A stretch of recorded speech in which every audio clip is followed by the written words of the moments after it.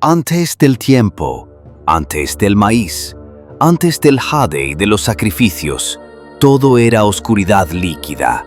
No existía tierra firme, ni cielo, ni estrella, solo un océano infinito y negro, en cuyo fondo, si algo así existía, se retorcía una criatura sin nombre, Zipactli. Era algo anterior incluso a los dioses, una abominación nacida del caos. Tenía cuerpo de cocodrilo, piel de pez, lengua de rana y ojos en cada una de sus muchas bocas.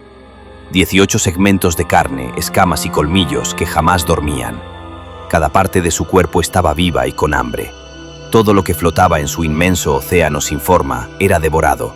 Lo real no podía sostenerse. Las cosas morían antes de nacer. En ese abismo aparecieron los hermanos, Quetzalcóatl, la serpiente emplumada, el movimiento, la brisa, la inteligencia, Tezcatlipoca, el espejo humeante, el caos, el reflejo que piensa, la sombra que acecha. Ambos habían surgido de los dioses más antiguos, pero eran opuestos. Uno daba, el otro quitaba. Uno soñaba el orden, el otro lo rompía. Pero por un breve momento fueron aliados, porque algo debía morir para que el mundo naciera, y Zipactli no era fácil de matar. Los dioses descendieron al mar de oscuridad, donde no había arriba ni abajo, solo el flotar eterno. La criatura los sintió, no con ojos, sino con el hambre. Rugió con todas sus bocas a la vez, un rugido tan profundo que agrietó el vacío mismo. Entonces, la batalla comenzó. Quetzalcóatl bajó envuelto en luz, pero su brillo no penetró la oscuridad del mar. Su cuerpo se alargó como una serpiente infinita, rodeando uno de los segmentos del monstruo. Pero Zipactli lo mordió, y de cada una de sus bocas brotaron más fauces, un maremoto de dientes. No había sangre en ese universo aún, pero si la hubiera, habría llovido. Tezcatlipoca descendió después, no con luz, sino con humo. Su reflejo se multiplicó en las olas negras, confundiendo a la bestia. El espejo humeante gritó un nombre olvidado, y el sonido hizo que parte del cuerpo de Zipactli se desprendiera de la realidad por un momento. Se retorció, se abrió, cambió, pero eso no era suficiente. «Hay que cebarla», dijo Tezcatlipoca. «Hay que darle lo que quiere». Y sin dudarlo, extendió su pierna izquierda al abismo. Una de las bocas más grandes, como un ojo vertical lleno de colmillos, se cerró sobre ella. La criatura mordió con furia. El dios no gritó. No porque no doliera, sino porque el dolor era parte del plan. Zipactli se aferró al sacrificio, y entonces Quetzalcóatl se lanzó como relámpago, enrollándose sobre todo el cuerpo del monstruo. Su cola se alargó como un torbellino y atrapó cada segmento. Usó su fuerza, su voluntad, su poder divino. El monstruo luchó, rugió, mordió a la nada, intentó hundirse en el fondo. Pero esta vez, la voluntad de los dioses fue más fuerte, y con un rugido que partió el universo en dos, Zipactli fue desgarrada. Tezcatlipoca se hundió en el océano con sangre negra escurriendo de su muñón, mientras Quetzalcóatl separaba los huesos de la bestia. Con sus fauces hizo las montañas, con sus entrañas los ríos, con sus escamas los minerales, con su columna vertebral la espina del mundo. La tierra nació del cadáver de un ser que nunca debió haber existido, pero aún se movía, aún sangraba, porque Zipactli no murió, solo fue partida y esparcida, como una semilla maldita, y su alma, si tal cosa existía, quedó atrapada en cada montaña, en cada cueva, en cada volcán dormido. Por eso, dijeron después los sabios, la tierra siempre pide sangre, porque ella la quiere de vuelta. Los hermanos Quetzalcóatl y Tezcatlipoca miraron el nuevo mundo con hambre. Lo habían creado juntos, pero ambos lo deseaban solo para sí. Y así comenzó la primera era, el primer sol. Tezcatlipoca reinó sobre este nuevo orden. Pero no reinó como un padre. reinó como un amo. Creó gigantes, seres colosales de huesos de obsidiana, para que caminaran sobre la carne de Cipactli. Los dioses menores los adoraban, los vientos se doblegaban ante ellos. Quetzalcóatl veía en esos titanes solo arrogancia y caos. Tu mundo está maldito desde su primer aliento, así dijo Quetzalcóatl, observando desde las nubes de obsidiana. No es equilibrio, es terror. Porque el orden nace del miedo, rugió Tezcatlipoca. Solo el que teme a los dioses respeta la creación. La guerra no se anunció, simplemente ocurrió. Tezcatlipoca descendió como una sombra viva, su cuerpo hecho de espejos negros que reflejaban infinitas posibilidades de muerte. Quetzalcóatl se transformó en un torbellino de plumas ardientes y energía solar. El cielo tembló, las estrellas se apagaron. Tezcatlipoca lanzó su pata arrancada, el precio que había pagado al atraer a Cipactli, y ésta creció, convirtiéndose en una bestia hecha de obsidiana, devoradora de mundos. Quetzalcóatl respondió conjurando un huracán de soles dormidos, cada uno una esfera de fuego y conciencia. Los titanes cayeron, el viento se volvió cuchilla. Y entonces ocurrió lo impensable.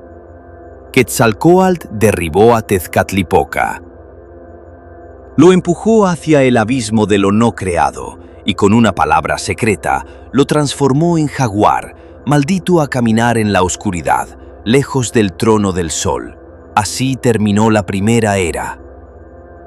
Y así comenzó la segunda era, el segundo sol, gobernado por Quetzalcóatl. Pero el mundo no descansó. Porque Tezcatlipoca no olvida, desde la penumbra del tiempo, desde los rincones donde Cipactli aún respira, el dios jaguar planea y espera su venganza. Tras la caída del dios jaguar, el universo quedó herido. Las estrellas, antes testigos del conflicto eterno, temblaban aún con el eco de la guerra. El cielo estaba desangrado, el tiempo fragmentado. Todo era un cadáver de posibilidades, pero Quetzalcóatl no permitió que el vacío reinara. Desde el límite del abismo donde arrojó a su hermano, alzó su mirada hacia el caos que lo rodeaba. Su cuerpo, aún resplandeciente con la energía de la guerra, comenzó a cambiar. Su aliento se volvió viento creador, su mirada, fuego estelar. Tenía que rehacer el mundo. Primero, descendió al vientre abismal donde aún yacía el cuerpo disuelto de Cipactli, la bestia primordial desgarrada por los dioses antiguos. Su carne, flotando entre dimensiones, aún palpitaba con una vida imposible. Con manos cósmicas y voz divina, Quetzalcóatl moldeó la tierra de los restos de aquella criatura. Cada montaña era un diente, cada río una vena aún tibia. Los mares nacieron de su sangre, las nubes de su aliento. Fue una creación hermosa y también grotesca, porque el mundo estaba hecho con las entrañas de un horror primordial. Luego Quetzalcóatl y su hermano Xolotl descendieron a Mictlán, el inframundo, un lugar donde la oscuridad tenía voluntad y el silencio era más denso que la piedra. Buscaban los huesos de los hombres de eras pasadas. Para llegar al último nivel de Mictlán, enfrentaron pruebas impensables. Ríos de obsidiana líquida, montañas que se chocaban como mandíbulas, vientos que arrancaban la piel del alma. Y finalmente, se postraron ante Mictlantecutli, el dios de la muerte. ¿Por qué interrumpes el sueño de los antiguos?, rugió la voz que hacía temblar el plano de los vivos. Para darles vida de nuevo, respondió Quetzalcóatl. Para hacerlos caminar bajo un nuevo sol. Mictlantecutli sonrió con huesos agrietados y les dio los huesos. pero con trampa. Mientras huían, Quetzalcóatl cayó en una trampa del dios de la muerte y los huesos se rompieron, se mezclaron, se astillaron. Por eso los hombres no son iguales entre sí. Ya en la superficie, en una caverna donde el eco parecía recordar el nacimiento de los tiempos, Quetzalcóatl molió los huesos sobre una piedra de sacrificio. Mezcló el polvo con su sangre divina, sangre que brotó de su lengua, de sus oídos, de su pecho. Cada gota era una chispa sagrada. Y entonces los hombres nacieron, pequeños, confundidos, torpes, pero con fuego en el alma. Fueron esparcidos sobre el mundo que él mismo formó. Les enseñó a hablar, a cultivar, a observar las estrellas. Les dio el maíz, el calendario, la poesía.